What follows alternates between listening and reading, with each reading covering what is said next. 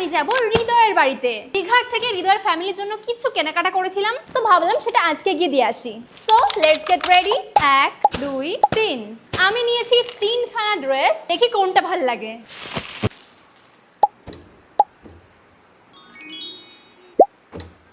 Option number 1, কি মারাত্মক লাগছে।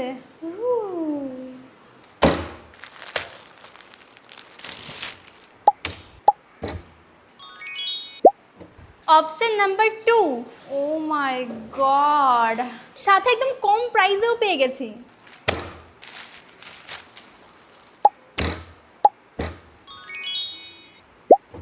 অপশন নাম্বার 3, যেই কটা ড্রেস পরেছি সবগুলোর মধ্যে এটা বেস্ট। আর দেখতে হবে না, এটাই best. I am in love। আরে সব ড্রেসের লিংকের জন্য কমেন্ট করো। তো এখন চলো সিম্পল ভাবে রেডি হওয়া যাক। সানস্ক্রিন যেটা ডেইলি ইউজ করি ওটা নিচে রেখে চলে এসেছি। এবার দীঘাতে গিয়ে আমার খুব একটা ট্যান পড়েনি, তার কিন্তু কিছু কারণ আছে। কে কে জানতে চাও জানিও, অবশ্যই আমি ট্রিকগুলো শেয়ার করব। এই যে আমার ছোট্ট মেকআপ আর্টিস্ট, আজকে ভাইয়ের ঘরে এসি লাগাচ্ছে, নয়েজটা ইগনোর করো। বলো মা।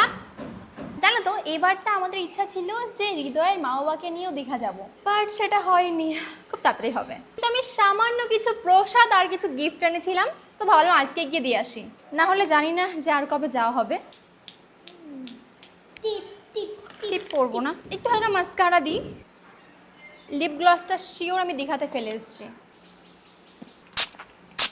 This is my final look guys. কেমন লাগছে? Pretty little baby. চলো যাও যাক। এদিকে ভাইয়ের ঘরের এসি লাগানো হচ্ছে।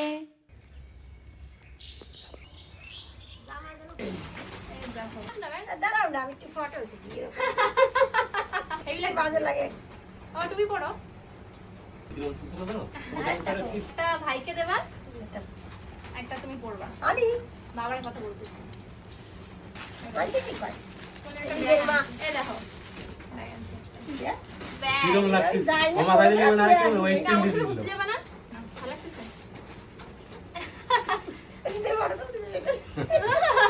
আর সবার জন্য ওই নিয়ে এসেছি খাবার, মন্দিরের প্রসাদ।